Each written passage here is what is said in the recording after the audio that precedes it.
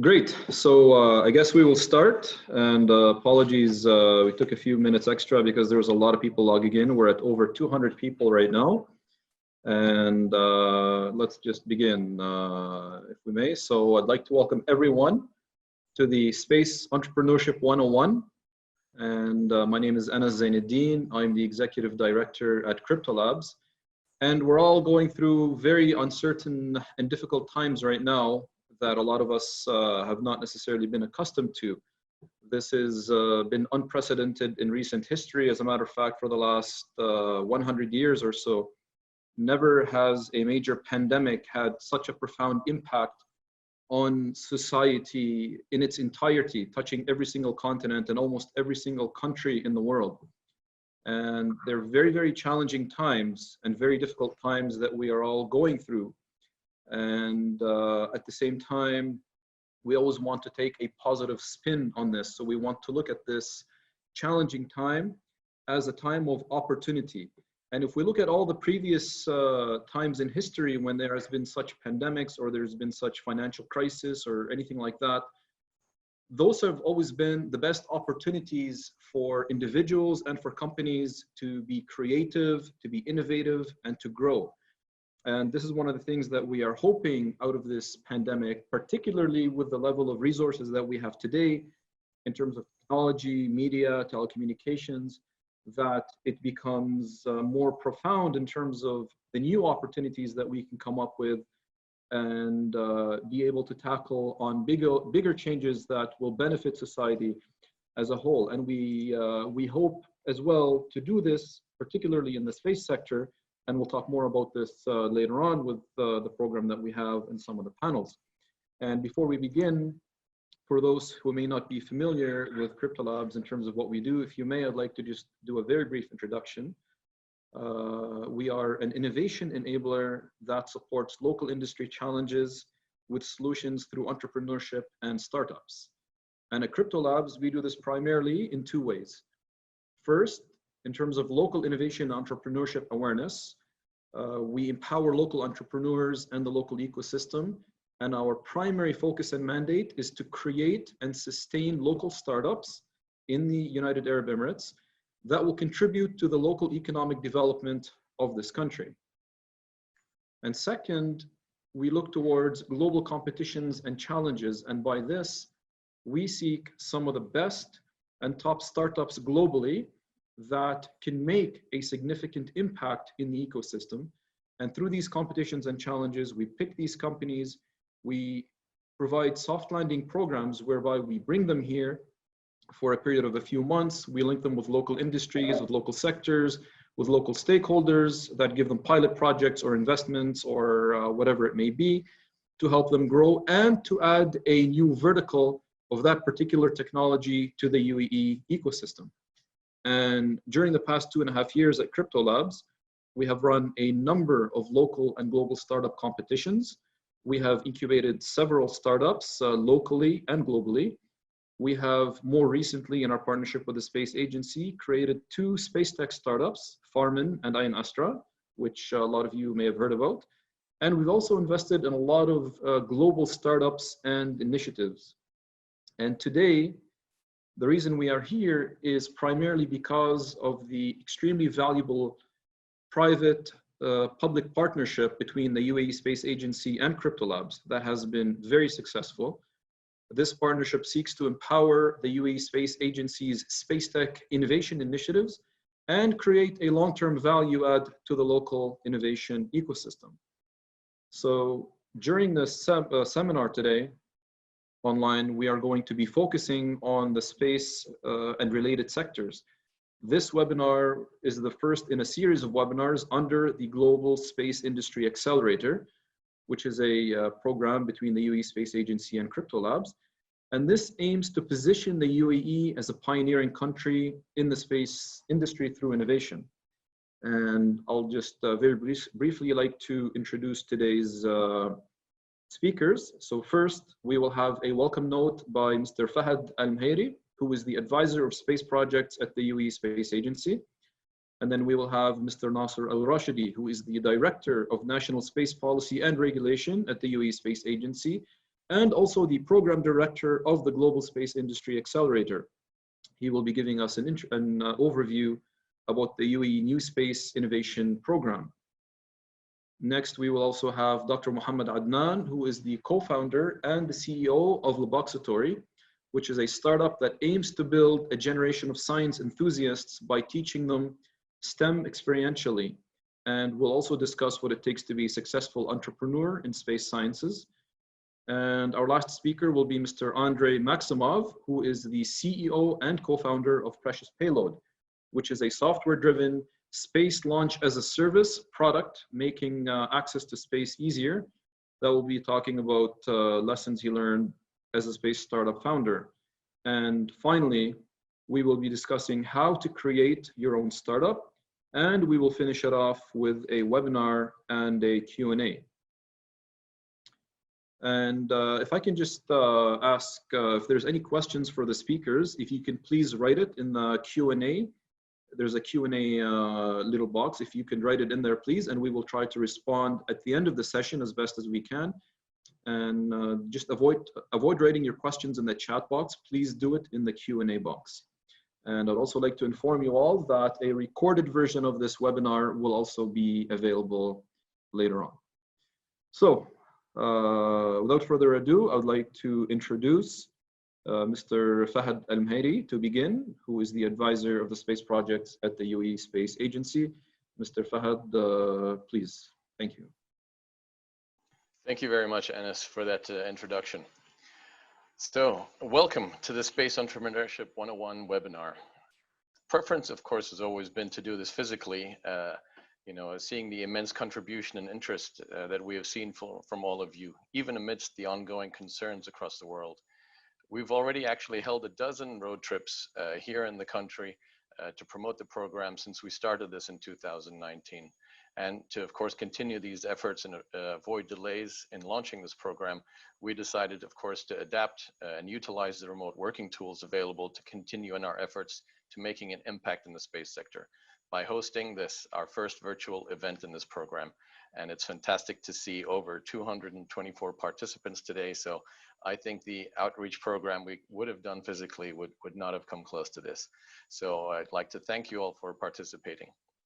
Again, my name is Fahad Mohammed Al-Mhairi. I have recently joined the UAE Space Agency as the advisor of space projects, but I'm now also appointed as the acting executive director of the space sector. I'd like to just welcome you all again and say that we're honored to have you all join us again today. When the father of our nation, Sheikh Zayed, may his soul rest in peace, united the Emirates, he had a vision. And ever since, we have been translating this vision into a reality. In less than 50 years, the UAE has positioned itself at the forefront of major global sectors, including space. On September 25th, 2019, Hazza al-Mansouri marked a historical and monumental feat for the country and the region as the first Emirati astronaut and the first Arab to board the International Space Station. This reiterates the UAE's belief that the sky does not define our limit, rather, it is now the beginning. As a leading country in the innovation efforts and entrepreneurial activities, the UAE announced the details of the National Space Strategy 2030 and the National Space Investment Plan, with the aim to enhance the space sector's contribution to the national economy and promote the UAE's regional and international presence in the space sector. Most recently, we unveiled the Global Space Industry Accelerator under the National Space Investment Plan, one of the first initiatives that seek to realize the goals set by the UAE Centennial Plan, an ambitious vision by our leaders that aim to make the UAE the world's leading nation by 2071.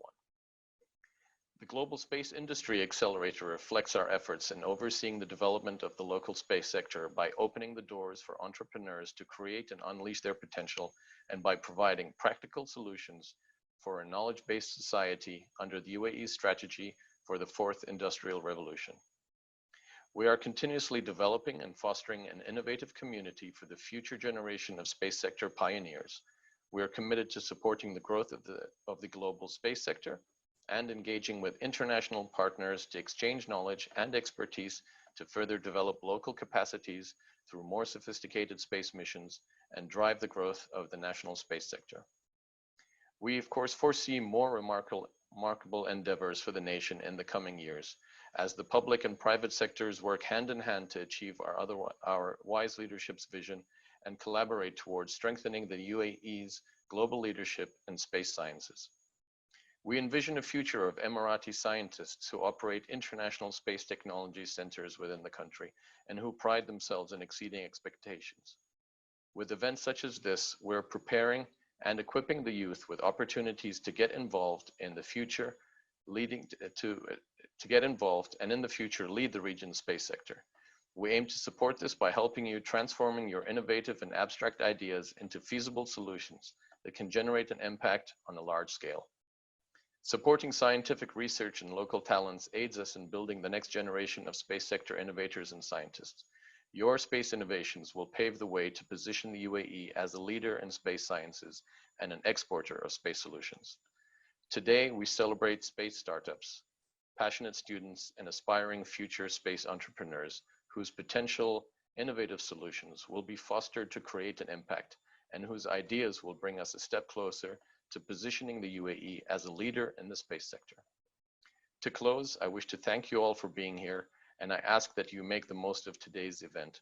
I urge you all to stay safe during this time, to cherish the moments with your families, and of course, to stay at home, but not to forget to stay passionate and remember your dreams.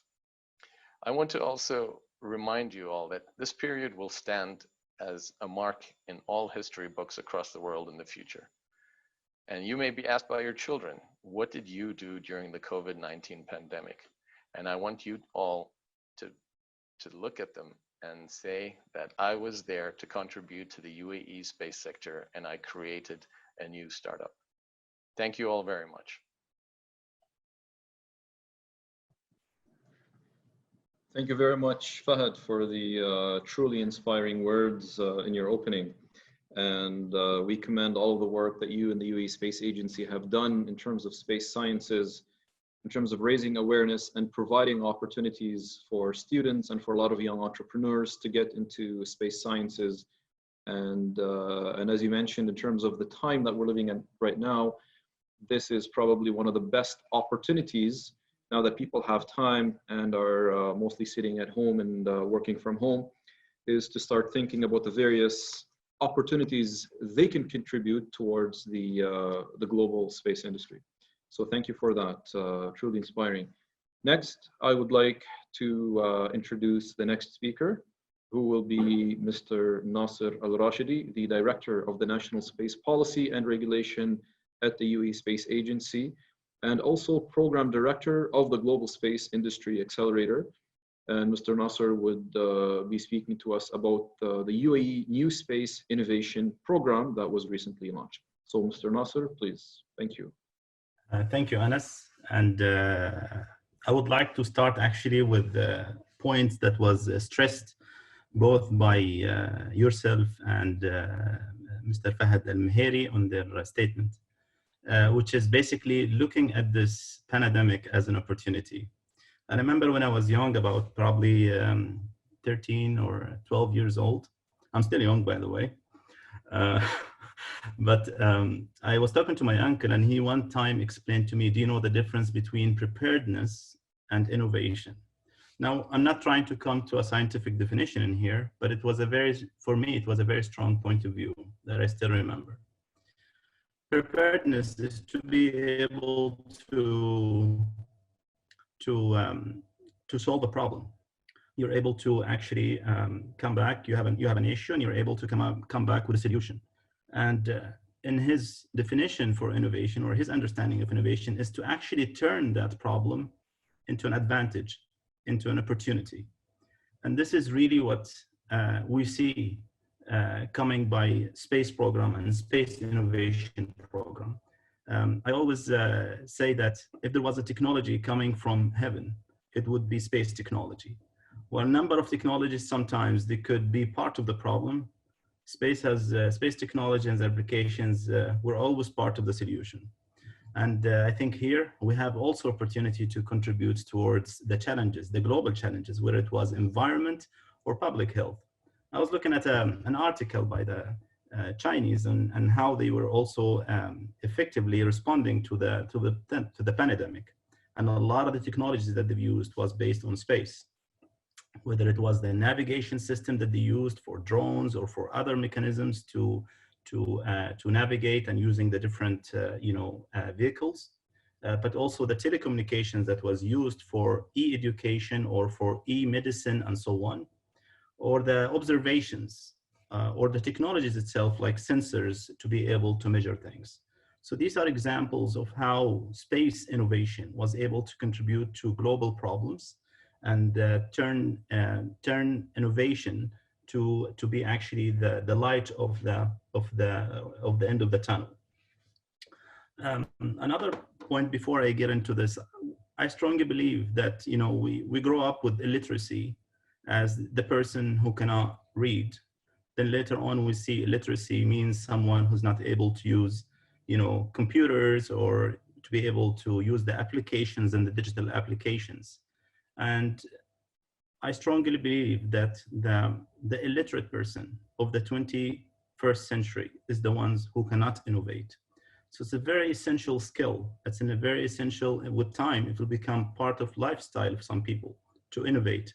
And this is gonna be the key factor for the economies in the future. And that's what was pointed out by Mr. Fahd al-Mehri in his speech, saying that the UAE's Scenario Plan 2071 is all about innovation economy. And therefore, we are building from now the seeds in our space program through innovation and new space innovation program. Having said that, I would like to actually move to our slide, the background. In 2016, the UAE issued the National Space Policy. And the policy basically talked about why the UAE is investing in space and what are our ambitions. But we didn't talk much about how it's going to be happening, but we were more focused on the what and the why we are approaching this. And we took a decision to have space as one of our focus sectors in the next era. And one thing I wanted to mention here, which is well explained later on in the next document, which is the Strategy 2030, is that this, in the end, to achieve such a program, there are two key words. Number one is sustainability. Number two is partnership. If we manage to understand and implement those two key words properly, we should be able to achieve all the goals and objectives that we have under this program, but also the overall vision. And sustainability for us is not only about Earth sustainability. We look at it from three dimensions. Sustainability of Earth, of course, when here you're talking about climate, you're talking about disaster management, or you're talking about environment and so on, or resources, natural resources, but also sustainability of space. Today, also, there are resources in space. There is also debris and other challenges that we have in space. And last dimension that we look at when we talk about the word sustainability of sustaining the space program itself, sustaining the space projects itself to make sure it continues. And through this, we come up with what we call today the Space Investment Promotion Plan that was issued in 2019 and later on translated in our GSIA program that we're going to be talking about today. Those three sustainability elements are actually well defined in these two documents. The GSIA is the Global Space Investment Accelerator. It has four main pillars. The first pillar is to create a framework, a process on how do we actually deal with different entrepreneurs and also different business ideas and projects at different stages, whether they are in a very, very early stage or they are very mature. Of course, these are business ideas in space sector.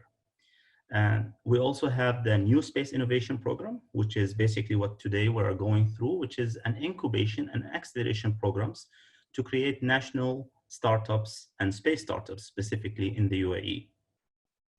The other part, which is actually the space IP and challenges. So in here, what we are talking about is, all the IPs that has been created and patents that have been created while implementing our space projects as well as space programs, and to look at the opportunities for monetizing them for potential spin-offs in the future. But also looking at challenges, and in here what we mean by challenges is topics, areas that space is believed to be able to contribute towards a solution, whether through space application or a space technology. Space can actually here find a business opportunity and turn that challenge into an opportunity. Last but not least is that we are looking into establishing a space investment fund, a dedicated fund to look at, various opportunities to invest in space. These are the four main pillars that we have under the Global Space Investment Accelerator.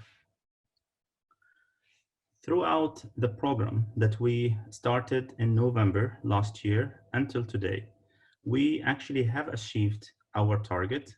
And matter of fact, we exceeded our target in terms of number of applications that we were looking for.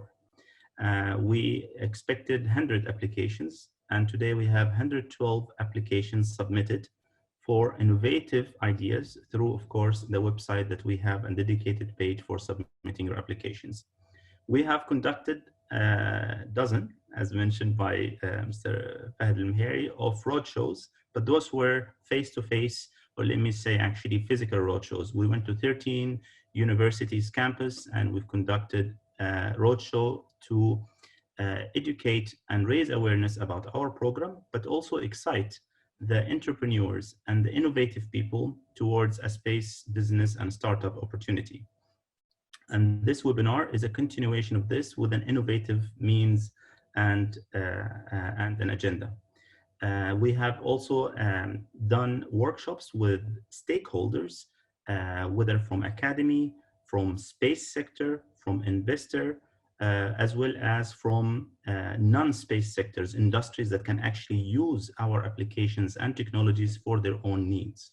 And we were lucky to have a very effective participations of 313 attendees. The UAE New Space Innovation categories that we are looking at through this program this year in 2020 are three main categories.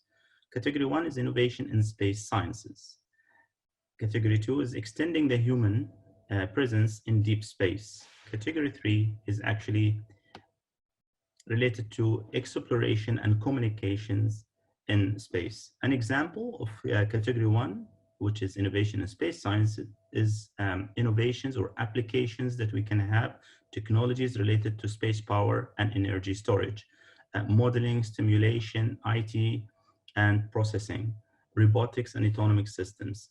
If you have an innovative idea in here, please apply through the links that you're gonna see in the end of this applications. I believe the deadline has been extended to 15th of April, which means a week from now. The same thing when it comes to extending humans. The subcategories that we have, things related to human health or life support on habitation systems, human exploration destination systems, life and physical science, space entry or descent and landing, as well as for exploration and communications in space. We have ground and launch systems, thermal management systems, ground station systems, and networks. Now, this year, our approach is a little bit different than what we are planning to do for next year.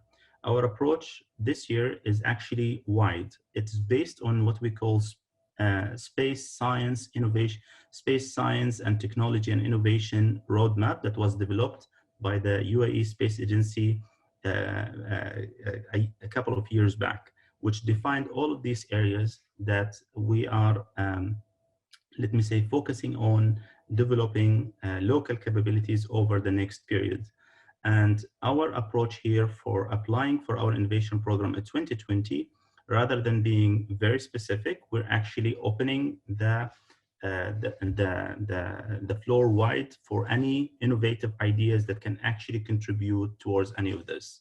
Having said that, in the next program, it could be different. It could be focused in one of these.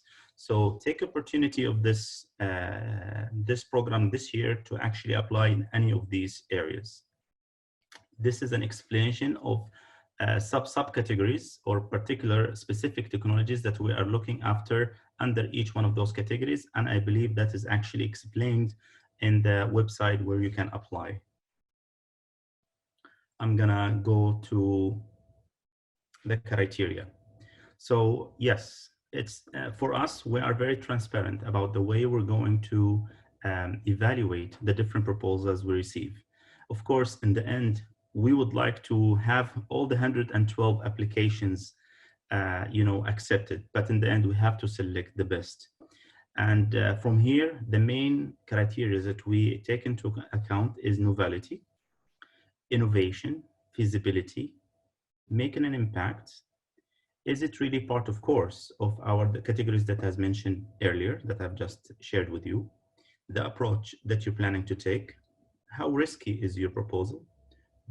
You should have in the incubation, ideation, an Emirati that is part of it. Scalability, and of course, the strength of the team and the harmony that we can see between the team. The timeline that we have for this UAE Space Innovation Program luckily was not really affected by the pandemic. A matter of fact, we used innovation to make sure that this program runs on time, but even with more results regardless of the situation. And you can see we are turning things rather than having a roadshow face-to-face and physically with every university, now we are turning it to be a virtual and more effective and inshallah more efficient. So the timeline, 15th of April, as I mentioned, is the extended timelines for last day of submitting the applications. We're going to have a 2-day competition that will be also run effectively and nicely through a virtual platform. And then in May, we're going to have boot camp to educate people more. And we're going to talk about that in a little bit. And then we're going to have to start actually the selected applicants are going to go through a 3 months of an incubation program, hands-on with experts in entrepreneurship in general, but also in space. And then in September and October, they're going to have follow-ups with our experts where they are. And in October, they're going to be an angel pitch demo day for the startups. This is more details about the step-by-step. We have 5 main steps that I've just explained on the previous, from application to the competition, to the boot camp, to the incubation acceleration program, and finally to the pitch day. Okay, so through this program, of course, we're going to enable you through a startup to enable you as a startup to justify the assumptions, to prove the market and opportunity and viability. On the next level, we're going to validate your model and the acquire approach. We're going to focus on assisting you in finalizing and growing a customer interest. We're going to help you with the product launch, as well as, of course, you're going to have mentors network used to arrange for you partnerships, as well as opportunities for sale and a market validation and potentials. And where should you focus as a niche based on your business or business idea. And then we're going to take you to the next level where we say invest and grow. We help you to put together all the elements and get your company or your startup in that case to an investment ready. Help you with lawyers, accountants, as well as how to pitch. We're going to help you to ensure that you have the right skills for your team, as well as how to be prepared to deal with angels investors on the pitch day, and potentially on the last phase, which is grow. Right after you do the pitch day, we're going to help you to review the experience and what was the results, what were the comments that came during the pitching from the experts and the judges, and how can you develop your draft action plan.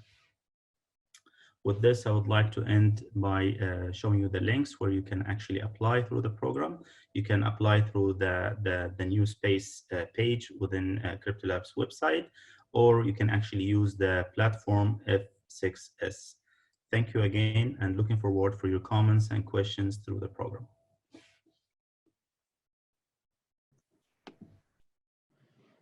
Thank you very much, Nasser, for the very important information about this great initiative, the UAE New Space Innovation Program. And this was really built on the success of a previous program that was launched by the UAE Space Agency, which is the Geotech Innovation Program. So that culminated in 2 startups that were created from scratch. And these 2 startups basically went from an idea into an actual MVP over a very short period of time, over 4 months. And since then, they've gotten a lot of recognition in the media. They've done very well. We've connected them with investors. They've actually also been connected with some local stakeholders to do pilot projects. And that program was a very specific and a very focused, because it was 3 primary categories. The beauty of New Space is it's very broad and very open. And Mr. Nasser mentioned, you know, all the different categories and areas. I mean, this is extremely broad. So when we think of space, sometimes by default, we automatically think outer space or satellites or launchers or anything like that. But anything that is space related, whether it's telecommunications, whether it's space sciences, physical sciences, there are so many different verticals that actually do fall under the space tech sector. So that's why this New Space Innovation Program, we are really encouraging anyone, whether it's students, entrepreneurs, if you have a startup, if you're an employee working somewhere, if, you know, for professors, for researchers, really for anyone who has an idea that can cover any of those 3 categories that Nasser mentioned, we strongly encourage you to apply and to share this along with anyone else. Now, the competition is already going to be quite fierce, because our goal was to get 100 applications. We're at 112, and there's still another week for the deadline, which is April the 15th. So please do visit the website and do apply online. And this will be an excellent opportunity for anyone that would get involved, based on the incubation period that you go through, based on the mentoring, linking with local industry experts, the opportunity to work with the UAE Space Agency, and the opportunity to actually create a local Emirati-based space entity. I mean, this could be the beginning of something massive for the UAE in the space tech industry. So we strongly encourage everyone to apply. And thank you, Mr. Nasser, again, for the very informative session about the UAE New Space Innovation Program.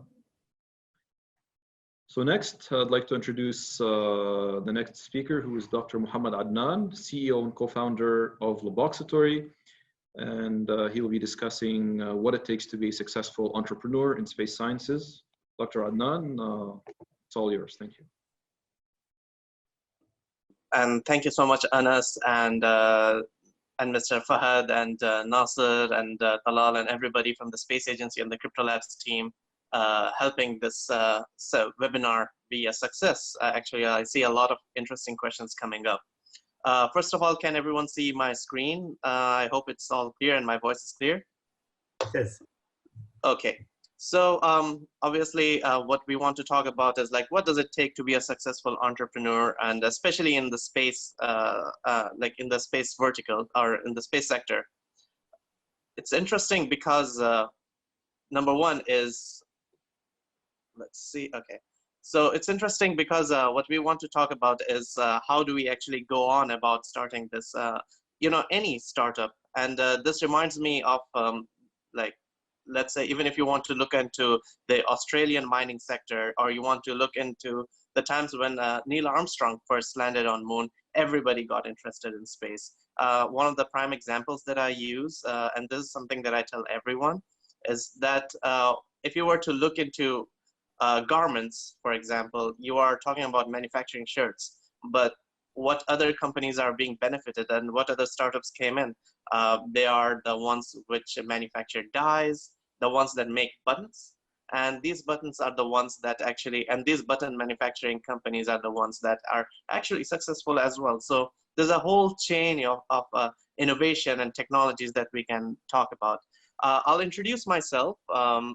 So just a quick thing, this is a slide that I generally use. I always wanted to work at NASA.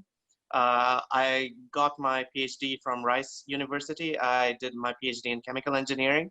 I did it quite young. I have had several internal products. I worked with almost 5 startups. so far. One thing that I'm really proud of is even my own research publications.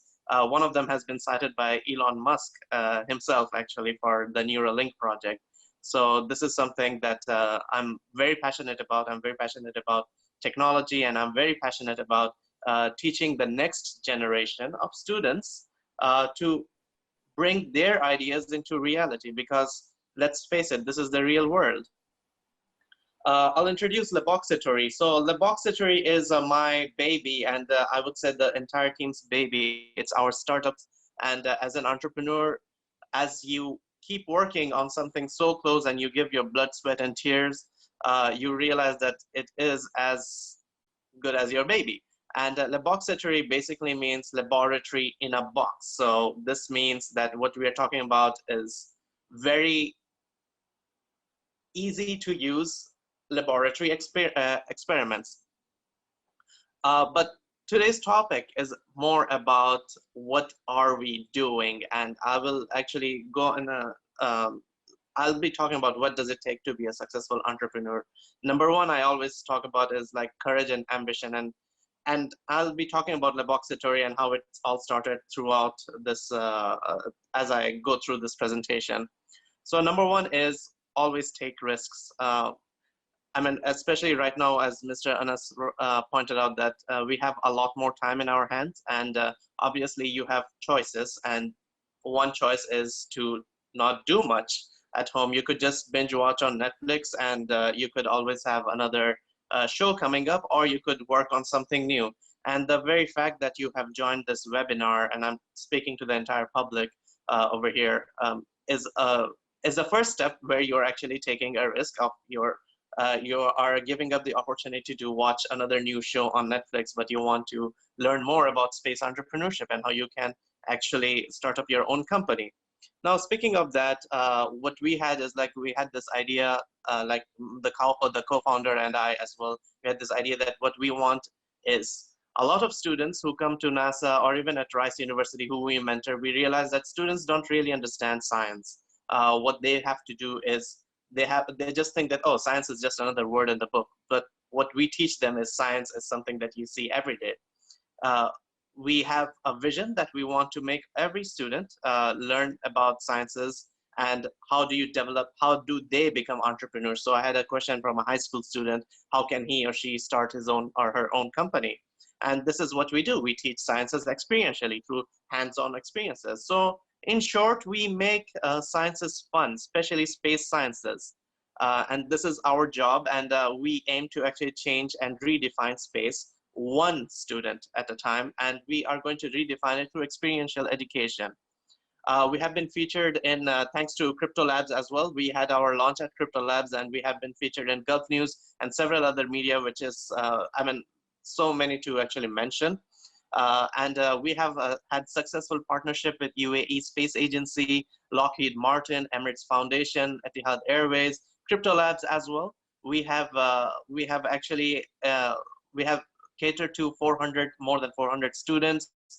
We do continuous space camps that we innovate out of scratch. In fact, I am actually in the 3D printing lab where we actually innovate. We always work on developing new technologies, and this is our strength. It's we don't just rely on someone else to do the job.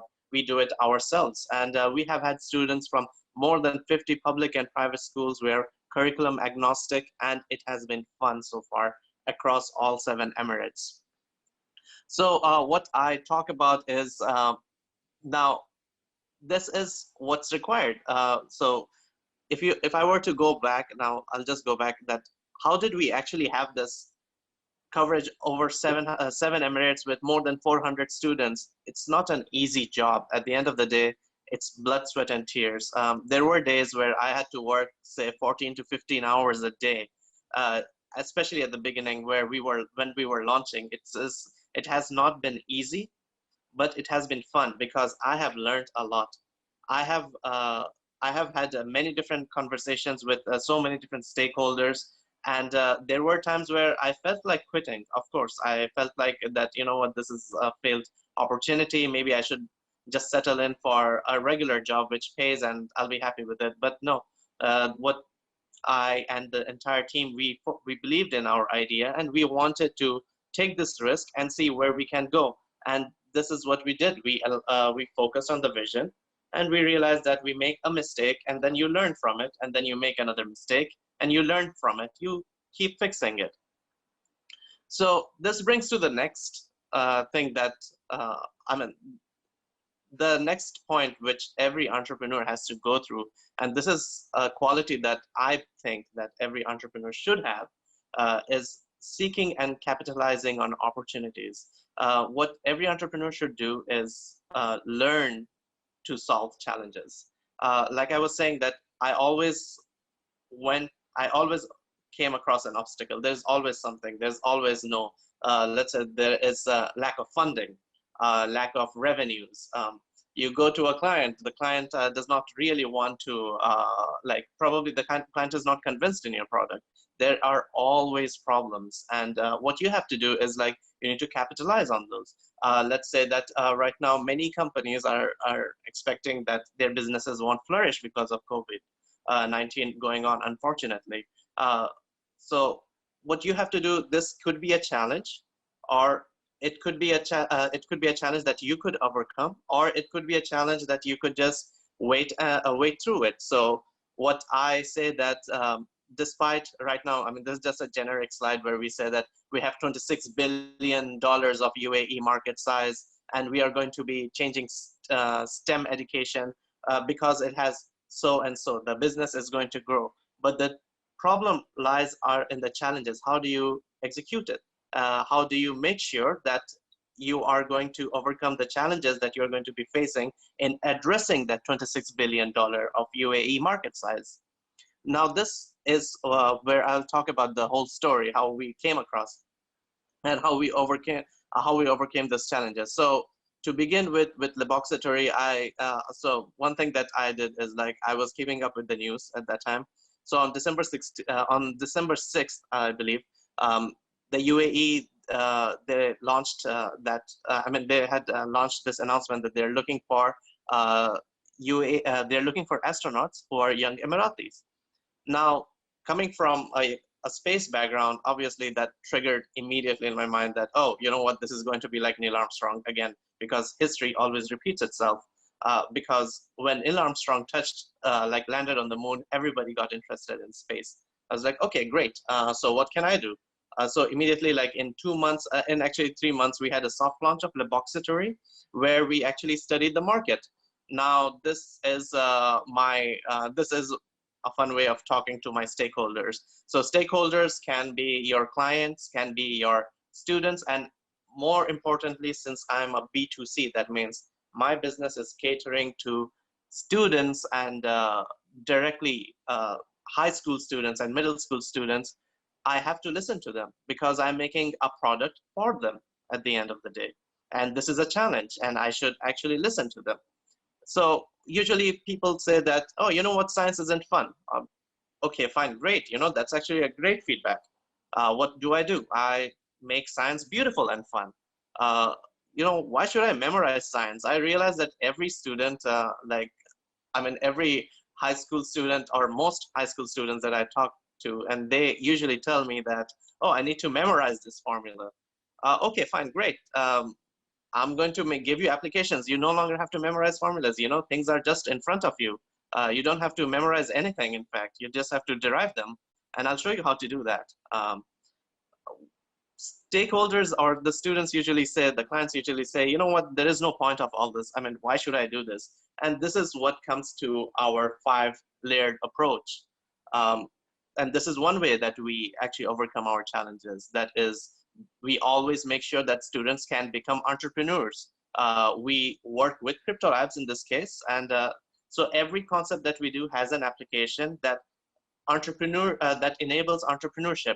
Students must have 21st century skills. Now, we don't want students to actually just put things together off the shelf, and they, for example, the CubeSats that we are working on, our students build it out of scratch. I believe in building things out of scratch because my research work and everything I have done has been experimental. So I firmly believe that if you can build things out of scratch, you have understood a lot of science and you understand the scientific thinking. We ensure that everything is gamified. We make sure that students actually enjoy science. Science doesn't have to be boring. I understand, because I thought that science was boring until I landed in science, and this is where I am right now. I enjoy science. I love what I do, because entrepreneurship at the end of the day is science. You make a mistake, you see how you can fix it, and then you fix it. Then you make another mistake until you have the perfect product. And this is what we do. And because our product is, I believe, is good, and this is what it has been. The journey has been tough. It has been very difficult. So on April 2018, we have catered to students from 5 schools, both public and private. Then we moved to 32 schools, and then we moved to all the way to 75 schools. That is in July 2019. And by December 2019, we had more than 120 schools over 7 emirates. And this is what I said, that many people are, people think that, you know what, my product is the best because I am developing it. No, what is the best is what students or your end clients think is the best, because your product will never, ever be acceptable to the end user if it's not according to what they require. Look at example from Google Glass. It's a very famous example. A company like Google, they employed the best business analytics. They employed the best business development. And you can see that they had the best device. But guess what? The market did not want it. If the market does not want it, it's over. At the end of the day, you need to have somebody to use it. Or else, why am I investing? Why am I pouring in such a large sum of money into developing a product? And this is what we believe in, is like it must be for the students. So that's why I'm very proud to say that everything that we do is very high quality and students love it, and science has been fun so far.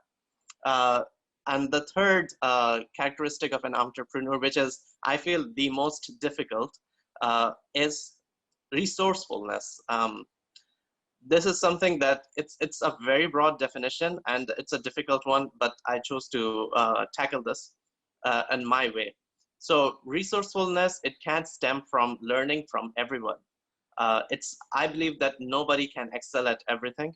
It's very difficult to do that. You cannot be 100% at everything. So learn from everybody. I mean, even your own employees, you might not know the perfect solution to everything. I mean, at the beginning, I thought that I knew the answer to everything, but no, my employees do, because they have had more exposure to an experience. You have to learn something new. You have to always develop a new skill. And once you develop enough skills, you end up becoming creative. And with creative and resourcefulness comes innovation. And this is where you bring in and you plug in innovation to your startup. Because at the end of the day, your startup is you. It's your reflection, and it's what you do with it. So when you feel like you're running out of funding, the market is bad. Let's say that you have a startup and it's affected by COVID. What do I do? Okay, fine. I will start with my own example over here. So what did I do? I was not the best in like business development, and I still have a lot to learn. So what I did is, like, I started meeting people. I started to network with different people.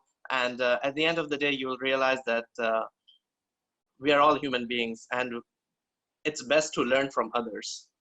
So meet with business development experts, and that's something that I did. I was not great at even making presentations, so I had to learn that. We did not have an adequate graphic designer. That's something that we had an issue with, is I did not know, like, we had to hire a graphic designer, but cash is running low. So what do? I started to learn graphic designing. I started to learn Photoshop. I started to watch YouTube videos, and I started to feel like this is the best way to approach. And I gained this confidence that I can learn something of everything. And now I'm a lifelong learner right now. Something that I always tell everyone, that don't forget to stretch. Listen and learn, because if you don't listen to your customers, even if it is a business, if your business is if your client is telling you that this won't work and this is not what I want. Don't try to force feed the client saying that this is no, this is the best product and there is nowhere else you can do. I would ask every entrepreneur to actually listen to the client and listen to their problems, because you are better off making mistakes right now than making it later. A lot of startups are so adamant that their startup is the best, their product is the best. They fail to listen to the client, and as a result, they don't want to innovate in finding a better way to complete their product, and they may or may not miss their chances in generating more revenues. So this is going to give you another way of generating revenues. And these are just some of the lessons that I learned. And obviously, I mean, you cannot just put it in like a 15-minute presentation saying that like this is what will take you to be an entrepreneur. A lot of it is through experience, and the best time to gain experience is now. You are working from home. Start up a business. It's fine. Start up an online business, even if it is on Instagram. If you have to fail. It's okay. It's okay. You won't fail the second time. I mean, at least not in the same mistake. At least. So one thing that I have said is like courage and ambition. Take risks. You only learn. Seek and capitalize on opportunities. Learning to solve challenges. Resourcefulness, learn from everyone. This is something that I have actually intentionally put in. It's always learn, learn, learn. Don't stop learning. If you think that you're done with your university and I'm an engineer, no, I personally don't think. It's as if I would tell everyone that, and this is a prime example that I always use. If I were to read about how to become an Olympic swimmer, it would no way make me an Olympic swimmer. So it takes experience, and you're better off making mistakes right now. Experience the mistakes right now, because these mistakes will make you a better individual and a better businessman, and of course, a better entrepreneur. So yes, I'll just talk about Laboxitory a little bit. So what we do is we make students develop things from scratch. That means talk about astrobiology. They want to develop their own startup, their own own space company. We have the Spacepreneur Academy. They want to learn about fundamentals of drone, and I'm stressing it out again, fundamentals of drones. So you don't just fly a drone, and that's not science. You don't just take things from off the shelf and put them together. That's not science. It's as if saying that I'm going to put a webcam on a wheelchair and it's going to be a robot. No, that's not science. What you need to understand is what are the mechanisms that's going on, the underlying mechanism that's going on. We were about to launch the Nanosat Academy. That means the students actually build their own satellites to launch it up in space from scratch. And we had a lot of fun developing this lesson. Every lesson that we make are actually curated out of scratch, and we do it with a lot of passion. A lot of hard work goes into it, and it has been fun. It has been tough, and it has been like really, a really humbling experience, because I got to learn a lot from my own employees at the end of the day. They are very talented engineers, great speakers, and they love what they do. Do follow us on Instagram, and you can message me directly at adnan@kryptolabs.com. That's ADNAN @kryptolabs.com. And follow us on Instagram as well. And we will be making our new website. So wait for that. And we will be launching our online outreach programs for space education as well. So hoping to see and answer all your questions. Thank you so much for your attention.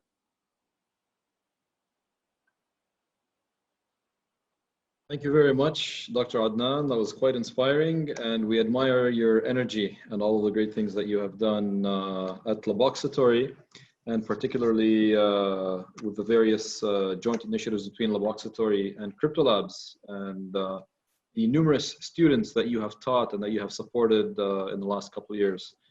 So thank you for that. Next, for the final speaker, I'd like to invite Mr. Andrei Maximov, who is the CEO and co-founder of Precious Payload, to share with us his experience as a space tech entrepreneur. So Andrei, you can please, thank you.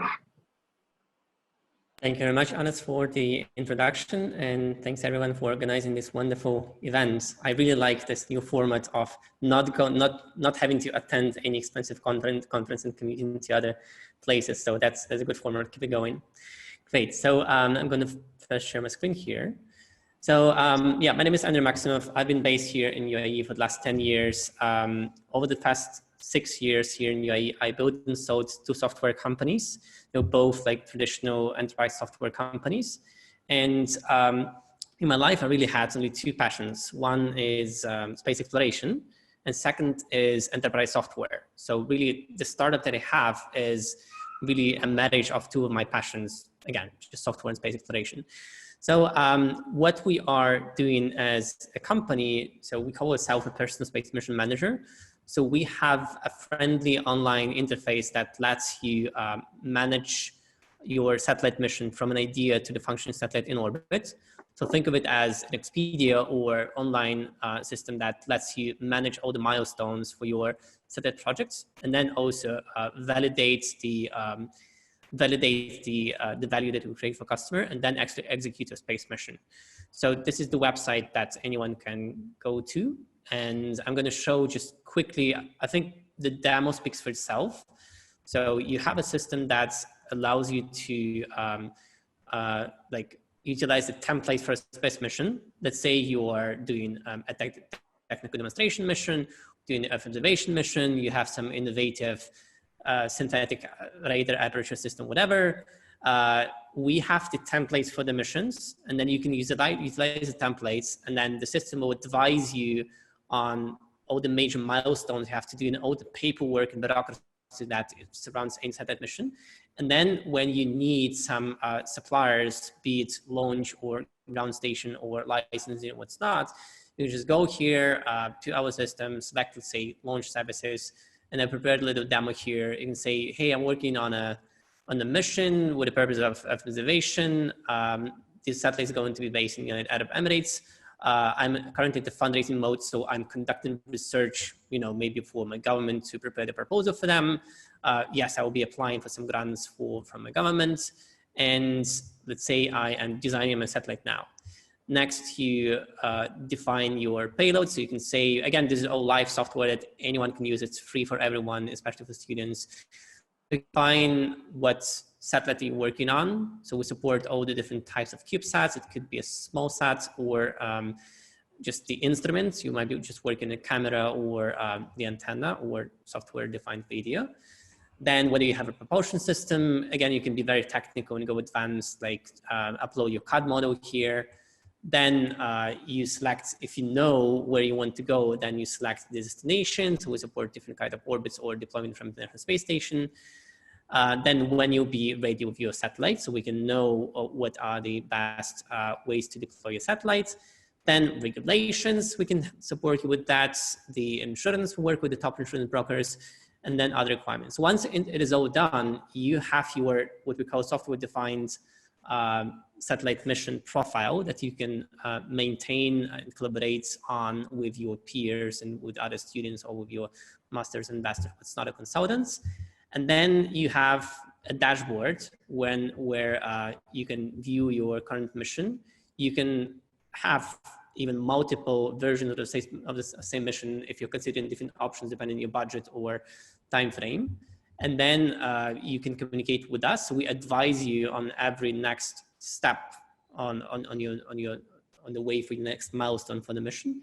And then you directly communicate with suppliers here. So we have suppliers for hardware and payloads and licensing and logistics and insurance and launch, of course. And yeah, so that's it. This is our business. We have been online since early last year. We have over 100 companies from the supply side who joined the platform. We helped over 70 missions find suppliers and then manage their missions through the software. We have an office in New York in the United States, and we also recently opened the headquarters office here in Abu Dhabi as a part of Hub 71 initiative. Thanks for Badal Ventures and UAE Space Agency for that. Yeah, so this is all about the business. And on the lessons learned, I really wanted to focus on how a space industry is different from any other industry that you might be looking to start a company at. So really, you know, there is a huge body of knowledge about how to build startups. You know, you have to like read all these books like 0 to 1 or Lean Startup or Mom Test, and it teaches you well about the startup industry in general. But then I wanted to be very specific and give, I think, 8 biggest lessons learned that really differentiate the space industry from any other industry. Because I can see, unfortunately, a lot of people go into space industry because, you know, it's just space, it's cool, it's Elon Musk and all this stuff, and I want to be part of that, but they completely miss on the business side of it. So remember that, you know, space is actually just yet another industry in the capitalistic world, and you have to like know the rules of the game there. Good, cool. So 8 lessons learned. I think the first one will be, I know that for the fact, I know that the biggest challenge a lot of people face is like finding the idea of a product, right? And I want to give like a small relief here. I personally don't think that you have to come up with the idea first, because again, to put space industry in perspective, space industry is, it's always about defense. It's always about military and defense and governments first, right? And second, it's B2B. B2B means it's about exhibitions, conferences, and it's really small, like amount of people who are like decision makers, or even if you want to build the product or service for the space industry, to be a part of the space industry, then the amount of people you're going to interact with globally is like less than 2,000 people. So it's really, there's like a certain barrier to enter. And then once you enter there, then you can start working on an idea. So again, first lesson learned, the idea does not come fast. Like you come up with something else that I will touch upon in the future. And second lesson learned is, I would say, network is something that gives you ideas for your company and for your startup. So start with the network. Of course, you have to start with, you know, curiosity and persistence and passion, but I take that for granted. So I would say start with the building your network. Again, just think there are, let's say, 2,000 or 1,000 or 800 people globally that represent the global space industry, right? So if you want to be a part of space industry, start building that capacity, get to know people, get to know them through LinkedIn, or later on, I will share all the links where you can start, right? And and in this current situation where we don't have access to any offline events, I really suggest starting with 2 websites. One is called CEDS. That's the community of the students working in space field, basically students for speculation development space, and it has chapters globally. And second is, of course, a Space Generation Advisory Console. So those 2 websites, I will later on share them both in chat and my LinkedIn. Start there. That's where your networking starts in the space industry. The third one is, again, this is something very specific that I've learned and we've learned as a company. Please, when you're considering work in the space industry, do not do the startup just for the sake of building a CubeSat. There's enough hardware, there's enough software-defined radio, there's enough cameras. Okay, if you really want to become a commercial company, just start with, again, the playbook of any other company. Start with a product, validate the product, you know, find your future users. So go from the end customers and then come up with the idea for a CubeSat or the mission. Because otherwise you'll be really stuck and miserable in this limbo of being, I'm involved in space, but I'm not moving anywhere. Like I have a company, but I don't have revenue. Like I had a grant from the government, it depleted, it exhausted, and I'm stuck. Like, do not be there, because just start with the product. Number 4, again, just don't think that you can create a startup from your bedroom, right? Like, do not think that, oh, like researching Google on its websites is a way where I can like start my company or, you know, do some products or come up with a great idea. You have to network, you have to talk to end users. I advise, like participate in NASA challenge. They always have these online challenges where they throw out the ideas and challenges they have to the global community, and then the global community chapters host these hackathons. So that's where you can sort of build something from your bedroom. Yeah. Number 5, that's really important one. And I came up with this lesson learned, not in the first year, not in the second year, probably by the 3rd year of working in the space industry. And lesson learned here, number 5, is always do lean on some government support, because eventually you will discover that every commercially viable business operation that you can see in the space industry relies on some government support. Think of SpaceX working with NASA or with Defense Department. Think of any startup that you can see in the world news media, they all rely on government support. Remember, space industry is about defense first. This is the reality. This is the reality that we're in. Yes, there are some nice words about job creation and et cetera, but globally it's about, yes, it's about creating the jobs for engineers and for talents pools in the industry, it's capacity building, but again, it's heavily government support. So think that every successful startup out there relies on some government support. So if you are in UAE, you're in a great spot because the government here supports you. So do not undermine their support as well. Again, this is the very huge lesson learned for me. Number 6, I would say, especially in the current situation where a lot of engineers have been laid off, you have to leverage global talent. You cannot say, oh, like I'm here in the UAE and I will only like use the local talent pool and local government. No, like the space industry is extremely fragmented. So it means that this 800 people is spread probably like in 40 countries. And then again, if you look at any successful space company there, you'll see that, oh, they have an office in UK and in Europe and in West Europe and in East Europe and in Asia and in the Middle East and in Africa. Why? Because if they want to have more customers, they have to be presented in every big country that has budgets to do something in space. So again, I would say leverage university laboratories that are provided by the government or local universities, but then always think on hiring the remote talents and engaging with remote consultants, because that's how the space industry works. Number 7, it's also a very important one. If you consider building a company or building a career in space industry, you do not have to be a space engineer. You don't have to be an aerospace engineer. You don't have to be an engineer at all. There are really, really good, amazing companies that are doing, let's say, design or websites only exclusively for new space companies. And those are passionate driven, really successful teams that are building this creative agency around the world. It's really good. There are, lawyers, there are data analytic companies, social networks that are all part of the space industry, and they're extremely well connected and they deliver tons of value, and they're not engineer driven, right? Okay, and the last one, this is also a lesson learned that I got not in the first, but in the second or the 3rd year of working in this industry. You really have to be passionate about space. Why? Not because, hey, like it's space, it's super cool, but because space is extremely slow.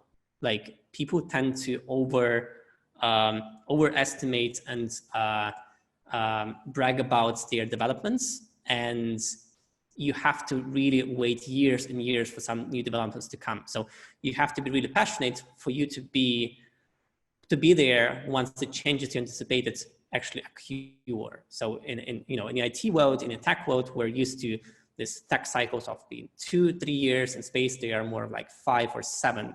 So really brace yourself for a really long journey. Cool. My timer says that I done exactly 15 minutes. And yeah, I'm done. All the 8 lessons learned were covered.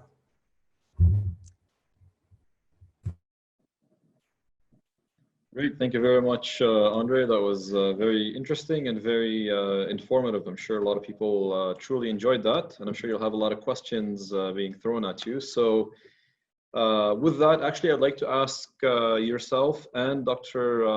Muhammad Adnan, if you guys can just kind of have a brief panel and share with us your perceptions on how someone can start a space startup. I'm sure a lot of the attendees today are interested in starting their own business in the field of space technology, and they don't know exactly where to start. So with both of your diverse backgrounds, if you can please share some of your thoughts and some of your recommendations and the advice that you'd like to give. So Andre, since you were on, maybe if we can just start with you, please. And then Muhammad Adnan, if you can later on give your input as well, please. Sure, absolutely. I used to do this as a theme of one of my podcast businesses. So I'll give you the exact playbook of where to start. So the first thing is understand that startup is always a frontier, right? It's always at the edge.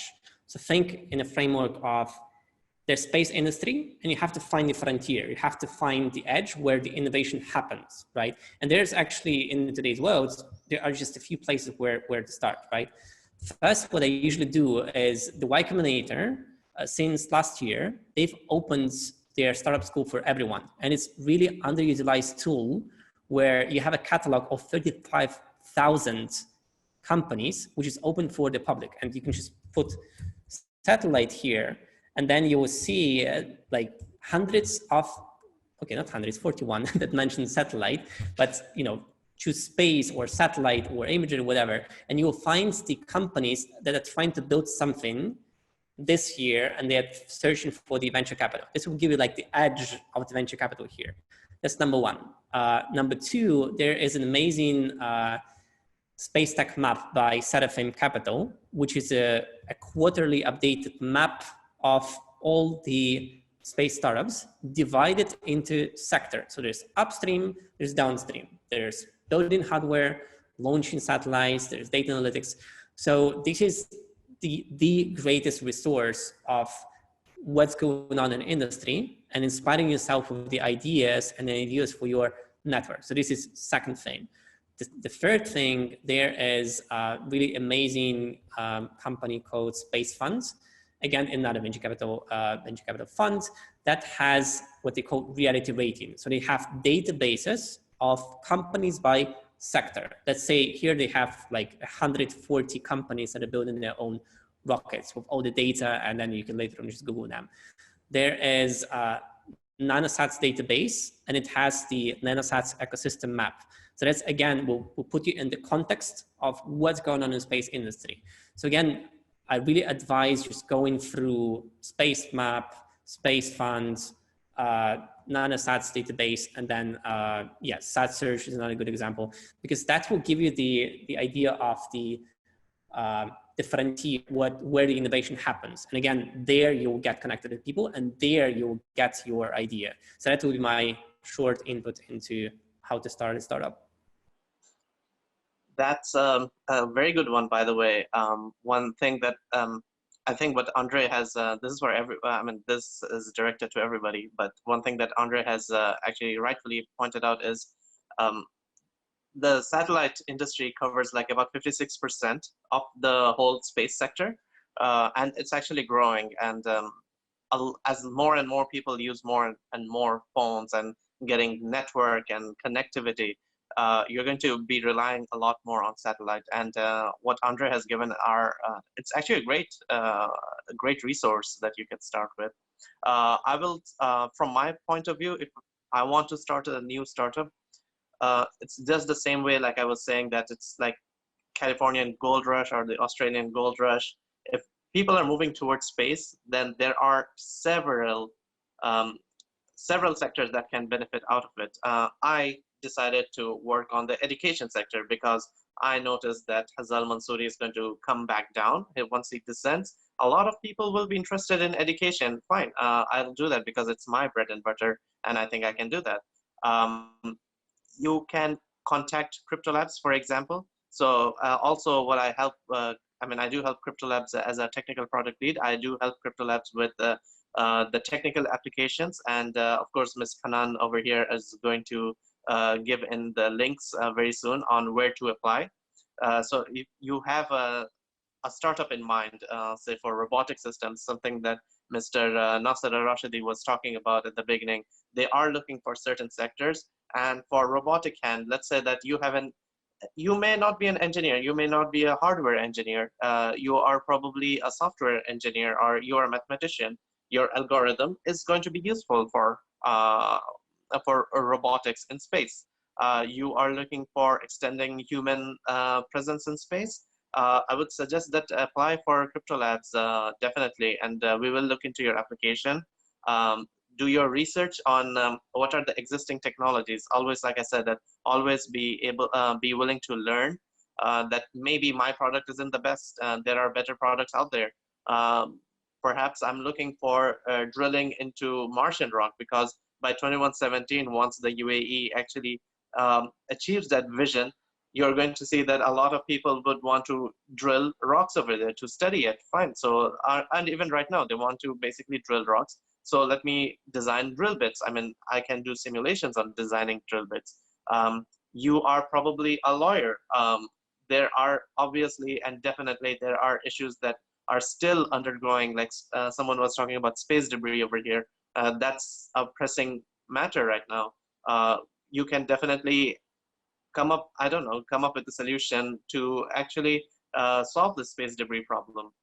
So definitely look for incubators, look for accelerators. If you are not in UAE, you are elsewhere in the world, you can definitely apply to the Krypto Labs program as well.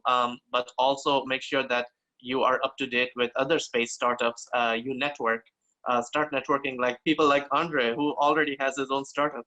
So, I can also help you out with your own startup as well. A lot of companies are starting their businesses, and like, for example, Farman, one of Krypto Labs startups, they have had a very successful like application that was made.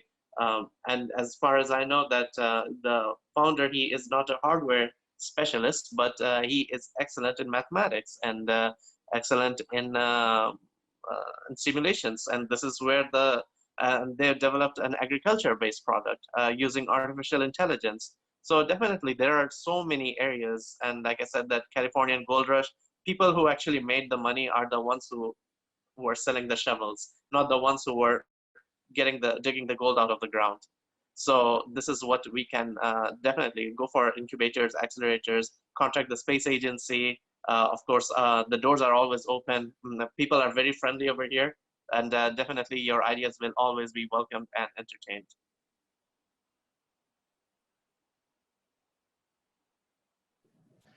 Great. Well, thank you guys again. I don't know if I can add a few words. Basically, everything is mentioned, but in a very simple way, because I think it was well elaborated by both Adnan and Andre, is that you definitely need to gather information in the beginning, and also understand where do you stand. As I mentioned, or as mentioned earlier by Adnan, it depends who you are. You're maybe a technical person, and you need to understand more on the business sides and the marketing sides of the story. You're maybe a business person, and you need to understand a little bit more on the technicalities of space. You're maybe a lawyer, and you need to understand more about the challenges and the legal issues in space. So there is definitely, in the end, you need to know where you stand today, gather information to be able to start with the first idea. And it's very careful to say here, because in the end, your end product could be a total different from that. But someone said, if you're hitting the ocean, you need to at least have one island in mind. And then whether you're going to land in that island or another one, it's a different story. But you need to, at least while you're swimming, having at least one idea that you're trying to pursue, but also learn as you go. And you learn through the websites, you learn through the networking, you learn through the incubation program. And what you're doing in here is you're really trying to define that destination, that idea, to scope it. And once it's ripe and ready, you should be able to move to the actual practicality of it. And through the practicality, again, you're going to continue learning, and you're going to continue expanding your idea, enhancing your idea. Various inputs is going to be coming to you from a client, a pilot client, or from an incubation program or an acceleration program, and it will shape your idea as you go through the business. And let me tell you, the same style is going to continue with you even after 10 years or 20 years in your business, you will always be improving and enhancing your idea. It's the same concept, it's just a matter of review the same cycle over and over.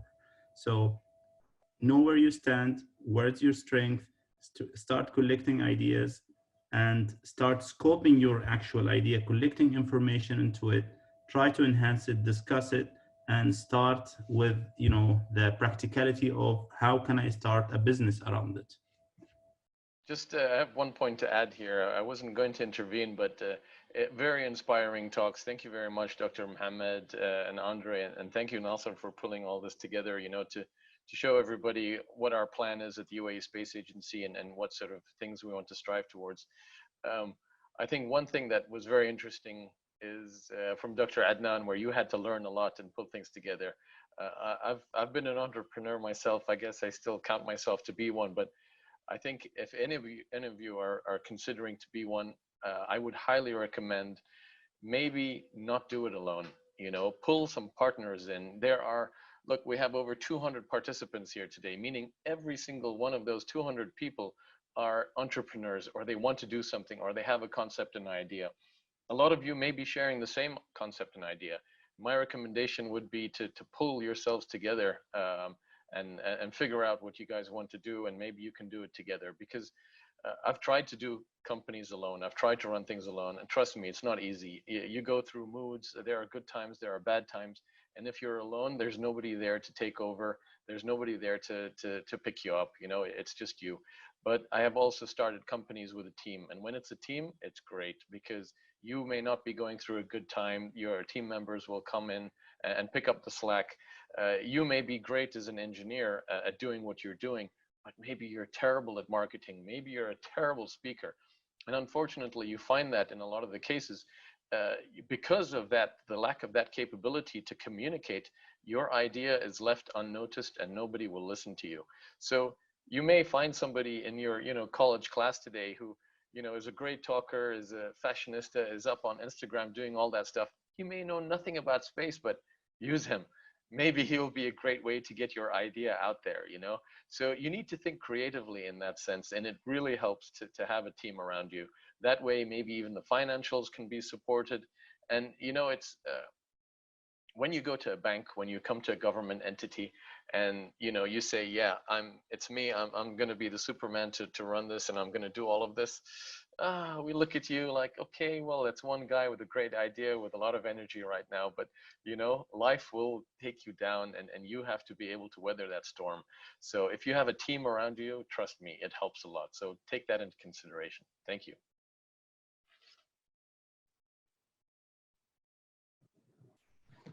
Great. Well, thank you all. Thank you, Dr. Mohammed, Adnan, and Andre for you know, what you have shared with us, and also Nasser and Fahad for what you have also contributed in addition to that. All very valuable and quite useful. And next, for the final piece of this webinar, we will transition into the Q&A. Now, I see that already there's been 51 questions that have been answered already, and I presume a lot of the people are actually seeing these answers. So there's 51 questions that were asked, and many of them have been answered by Talal, by Dr. Adnan, by Andre, and others. So there's a few open questions right now. So I'd like to give an opportunity for any of the questions that were not answered, or any new questions now that we have gone to the final stage of this. If you can please just click on the Q&A box at the bottom, just type in a question, and I guess maybe we'll just keep it open-ended to the panelists. I mean, any of you can just go ahead and answer any questions. If there's anything in particular that you'd like to briefly discuss about, again, we do have a few more minutes to do that. So any new questions, please do type them in. In the meantime, there's a few. I see 6 open questions here, and the panelists can see that. So if there's anything in particular that you guys would like to answer from these, just repeat the question very quickly and provide your responses. I'd appreciate that, please. Sure. Would you like us to type it or answer? Okay. Probably go ahead and answer it. I think, yeah, just talk about it. There was one question, Anas, that caught my attention, but couldn't type an answer. So perhaps it would be easier to go over it over here and then deliver the answer live. So it was from an anonymous attendee, so I don't know who it was, but the question is an interesting one. It's, as a person who's always been interested in space and physics sciences, people usually argue with me about the fact that space technology and studies are too expensive, and we can use it to use the budget that was going to be dedicated to space to solve problems on Earth. And you know, this is a very typical question that anyone working in the space industry gets a lot, or anyone as a bystander typically speculates about if they're not really involved.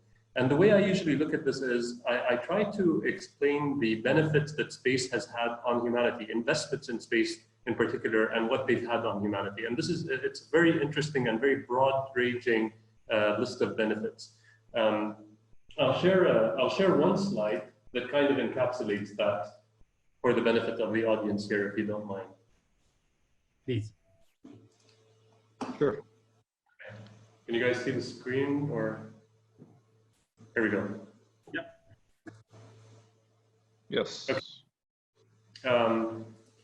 These are lists of some of the things that space exploration have supported the development of. You look at water filters, memory foam, MRI systems, even baby formula. So things are quite counterintuitive that investment in space exploration has yielded as an ancillary benefit here on Earth.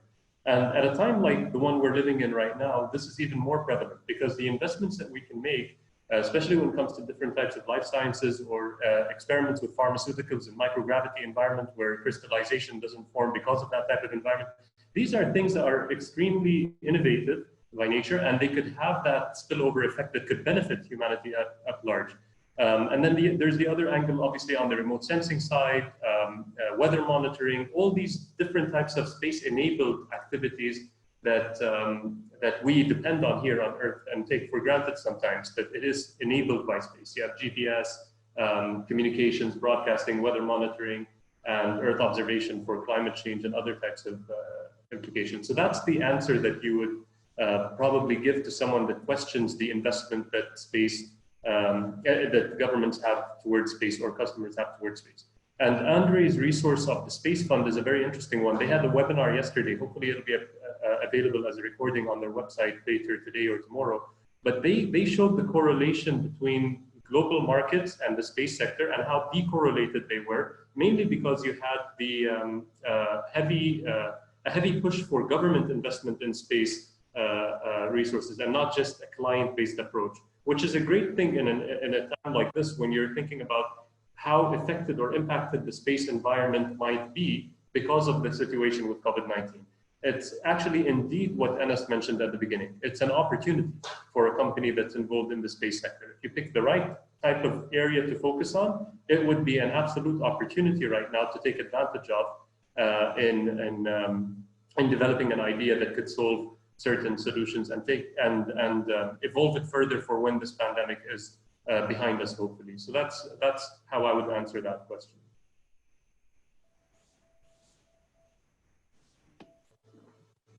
Thank you, Talal. Great. Thank you very much for that, Talal. There's a few more questions. I'm just actually trying to go through them very quickly, but in the meantime,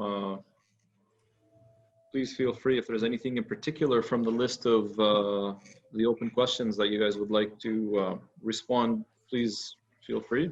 I think one of the questions somebody asked was regarding the EMM launch, the HOPE probe, asked if that was still going to be launched. As of right now, I can tell you, as of yesterday, everything is still go right now. We actually have a team prepared. A team is already over there, and soon expect to transfer the satellite to Japan. And inshallah, July is still a go for us. I saw several questions about, to have an Emirati as part of your application. So I've seen this repeated several times, but in general, yes, I mean, we definitely put in the criteria that there has to be some sort of an Emirati engaged, but you can go ahead, submit your application, And of course, Space Agency, as well as in partnership with Krypto Labs, we should be able to help you eventually to match with an Emirati who's active and engaged in this. So try to find an Emirati if you can before, but if you couldn't, that's okay. Just go ahead and apply, and we'll try to help in this regard. We'll help you also with the team matching if needed. Somebody was asking, an anonymous attendee was asking that he or she loves space and astronomy sciences, and if theoretical physics is important to space and astronomy sciences, and may you give me an example on how I can apply to the field? Yes, theoretical space and astronomy sciences are definitely helpful. Just from my personal standpoint, is like before we do an experiment, we always try to simulate it, and simulation comes from theoretical background.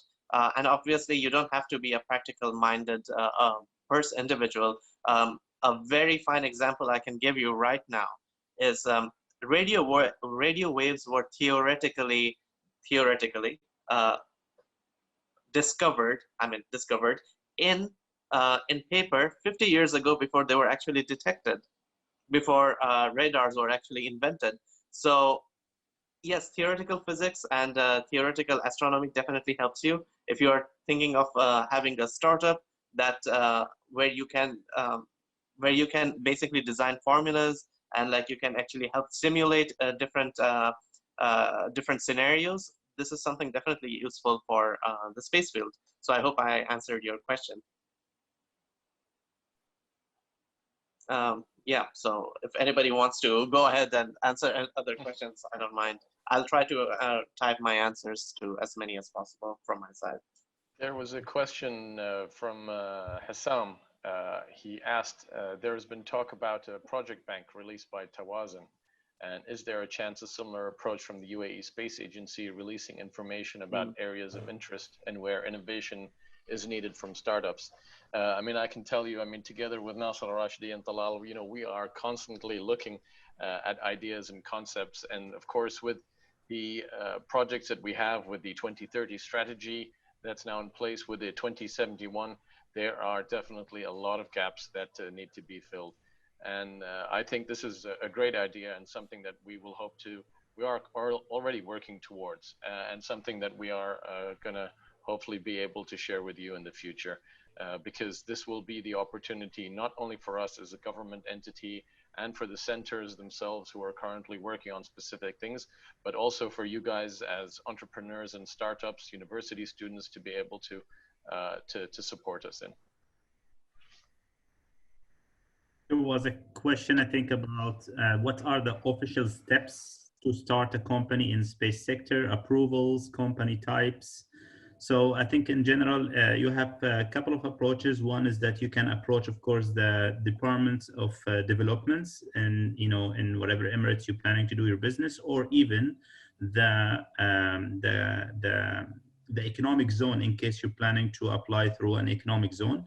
But you can also approach the space agency if you're not sure which approach you would like to take. And if you approach us, we're going to take you over the steps on how to actually you know, start your company in the space sector, what are the licensing requests, as well as other regulatory aspects. And we could actually also try to share with you options related to different Department of Developments, as well as economic zones that are having some incentives with this. Talal and myself have gone through this several times, and we were able to give some suggestions and recommendations, but also clarify the steps.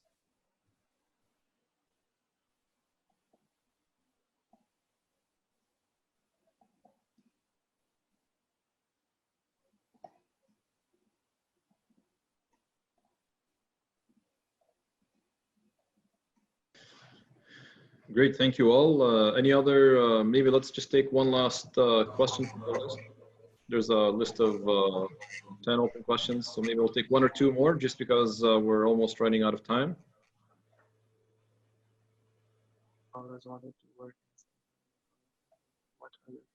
There's a question about, does the UAE have a long term to include local launch infrastructure?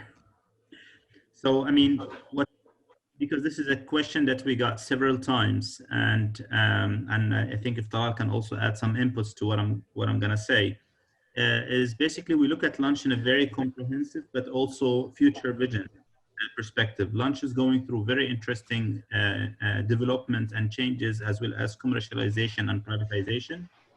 We used to know the classical lunch that goes, you know, from land all the way to the space vertically. But today, lunch is becoming also horizontal. There is also lunch that is happening from space, which means from the International Space Stations or whatever platform that you have on there. We have the suborbital launch.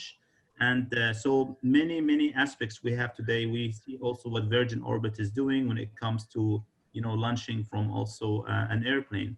So we are definitely, as per the National Strategy 2030, we are considering the changes and the development that happens into launch. And we understand that it's becoming more opportunistic nowadays. And the question is, what of the future technologies the UAE would like to be taken advantage of? In addition, the UAE is also an investor into Virgin Group, Virgin Galactic, which is currently, of course, having some activities when it comes to suborbital launch and suborbital flights. So this is to this, but Talal, I don't know if you would like to shed light on this. Sure, thank you, Nasser. I think you covered it well. Not much else I can add. I think there was one other question that kind of touched on space tourism. So I can say for a fact that, you know, 2020, well, prior to the COVID situation, was really the year when both Blue Origin and Virgin Galactic had planned to launch their initial customers, and they're still on the cusp and on track to doing so, just, you know, trying to navigate around the situation. But like Nasser mentioned, we have an investment through one of the investment vehicles here in Mubadala in Virgin Galactic. And so it'd be interesting to see if economics play a viable role in having them operate from the UAE at some point in the future.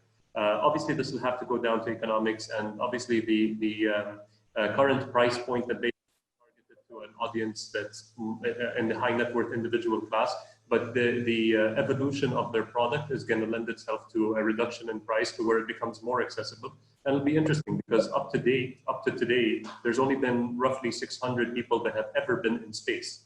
And so if you can figure once a week flight on Virgin Galactic with 6 people each time, and you accumulate that number, I think within a few weeks, you'll have more people that have gone to space on a tourism basis than astronauts that have ever flown to space. So that's going to change the dynamic quite a bit and generate a lot more interest and applications as well, because there's a science angle to being able to man experiments in microgravity, be it for a very short period of time, you know, 4 to 6 minutes in some of these cases.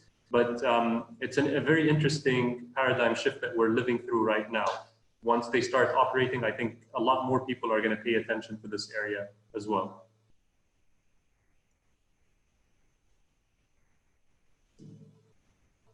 Not to mention suborbital point-to-point, which is one of the things that some companies are working on. So imagine going from here to New York in 2 hours.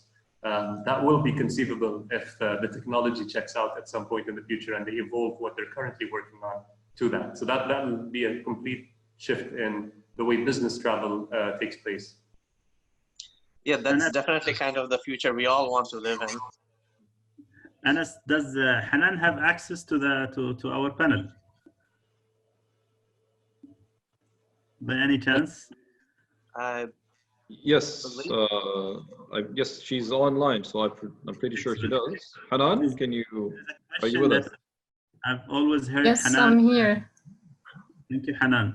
There is a question that I've always hear you amazingly answering it to the entrepreneurs or those who are new to entrepreneurship, which is, what are the obstacles that they might face, you know, down the road when they do their, you know, or when they start their business? I think one of the key questions was there about that, and I remember that you always shed light into that aspect. Can you elaborate on it?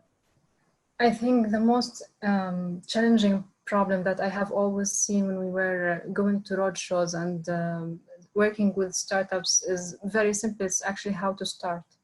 And it's okay to be scared. It's okay to fear failure, and it's okay not to know how to start. But that's why entities like Krypto Labs exist. That's why programs like the UAE New Space Innovation Program in partnership with the UAE Space Agency exist. And that's why we are here to help you, to support you, to show you the way, why there are mentors, why there are experts. And it's not easy. And if it was easy, the success rate wouldn't have been 10%. That's one challenge. The most important thing that people usually think that will face them the most is money. And that is so untrue. It's not money, actually. What we have seen through all the time, that people are the most important pillar of all startups. People open door for you, people enable you, people bring investors, bring VCs, bring angels, bring expertise. People is the major thing, the major pillar for your startup. So I believe that's the most problem for them, is that they fear failure and they don't know how to start, which is okay. And they just should not fear to ask how. And the thing is that they all think money is the solution, and it's actually people. Thank you. Great, thank you, Hanan, and thank you all. I think we're out of time. We've gone a little bit beyond. There was a lot of engagement, a lot of questions, and it was quite an interactive session. I mean, I personally enjoyed it a lot. I learned a lot from all of the panelists. I learned a lot from all the people that were asking questions. So thank you to all of the panelists. Thank you, Dr. Adnan, Nasser, Talal, Fahad, Andre. And thank you to everyone else that took the time to join us. We had close to 250 participants at one point, but now that we've gone over, I guess some people have probably gone to do other things. So it was a great pleasure having you all, and it was very nice to see everyone in on this first webinar that will be a series of various other seminars to follow. And one of the things that I'd like to stress just in closing is, again, despite all the challenges that we're living through right now, is let's really focus on the opportunities that are available. And one of those opportunities is time. You know, time is one thing that is extremely limited in our lives. Our day is, you know, composed of 24 hours. And a lot of us, most times, me all the time, we always complain that we don't have enough time. So I guess this is the time for us to really reflect on that, and to not give yourself that excuse, because right now, no one has an excuse. No one can say, I don't have time. I mean, we're all working from home. So I'm working from home. I'm doing my, 8 hours at home, but I'm saving an hour in the morning to get up and get ready. I'm saving, 45 minutes to work, 45 minutes back. So we're all saving, anywhere between probably 2 to 3 hours. If you think about all the little things that it takes to get to work, to be at work, and to get back at work, and to do all these different things, plus the fact that most of us are locked up inside our homes actually gives you a lot more spare time than going out and doing different things. So right now is the opportunity to revisit and reflect when it comes to innovation and entrepreneurship. So time is available now. The second thing as well is to capitalize on the opportunities that exist today. I mean, this is a pandemic that hasn't happened since the 1918 or 1920. And this is an opportunity now, and we are very fortunate in this day and age that we have internet, that we have access to all information, and this is another opportunity to take advantage of. And third, and probably the most important, is we are very fortunate to be living in the UAE and to be, to have access to so many support programs, an entity such as the UAE Space Agency that is very forward-looking, that is very supportive, that is promoting space sciences more than ever. And also all of the opportunities that exist for entrepreneurs today. I mean, there are so many angel investors, so many venture capital funds, there are so many incubators and accelerators. If you look back 10 years ago, hardly any of this existed. You look back 20 years ago, it was almost unheard of. So being an entrepreneur today, in my opinion, is much, much easier than it was 10 years ago or 20 years ago because of all of these things. And this is what everyone needs to capitalize on, all the young entrepreneurs, and particularly the students. While you're still in university, before you even graduate, you should be thinking about these things, come up with ideas before you graduate. Your first Your mission should be that when I graduate, I'm not going to look for a job. I'm going to create my job. I'm going to create a startup, and I'm going to create jobs for other people. So this should be the the biggest objective of every university student who is going to be graduating soon. So with that, thank you very much once again. Graduation project. We have sorry? a graduation projects today with nano satellites being developed. And I think the next phase of graduation projects should be with your own startup.